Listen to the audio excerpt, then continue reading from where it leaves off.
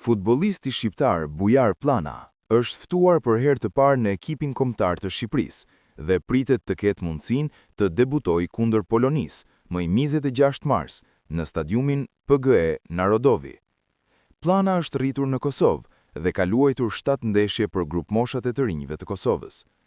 Megjithatë, ai nuk u ftua për ekipin A të Kosovës dhe vendosi të përdorë rrënjët e tij shqiptare, duke dorëzuar dokumentet e nevojshme, të cilat u mjeretuan nga FIFA, duke e bërë atë të aftë të luajë për Shqipërinë.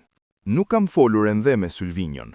Kam pasur kontakt vetëm nga federata, sepse më kishin vëzhguar në ndeshjet e mëparshme.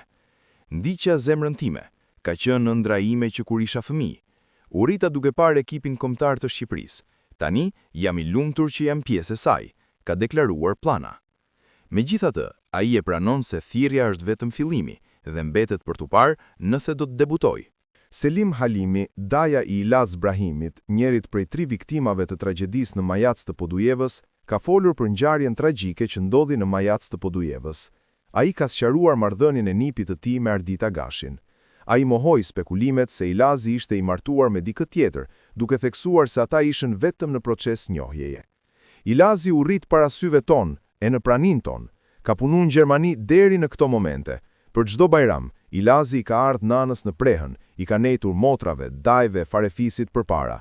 Ilazi jo pse është nipi im, por ka qenë fetar që i fal 5 vaktet, por fati nuk e dashti që të lë trashëgimtar. Me këtë rastin, herën e parë ka dalë me u njoftu, ka pi kafe, herën e dytë doli dhe mbaroi tragjikisht. Kur Ilazi nuk u koni fejum, nuk ka pas femën se u kon shumë i hapur me neve. Çdo dalje ti me femër e dim, ka lyp femër me rehatu shpinë edhe me ja çu nanës një nuse. Ai nuk gjeti nuse për nanën, por qefin të bardh. Herën e parë ka qenë, më ka vizitu edhe mu në banes, më ka tregu, daj kom fol me një vajzë. I thash, ani daj, se koha po t'hik.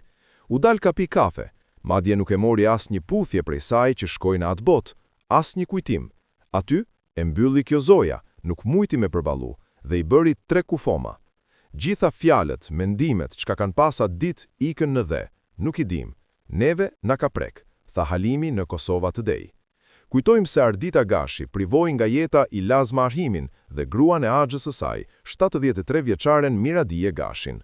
Edhe vete dyshuara vdiq si pasojë e plagëve të vetë shkaktuara.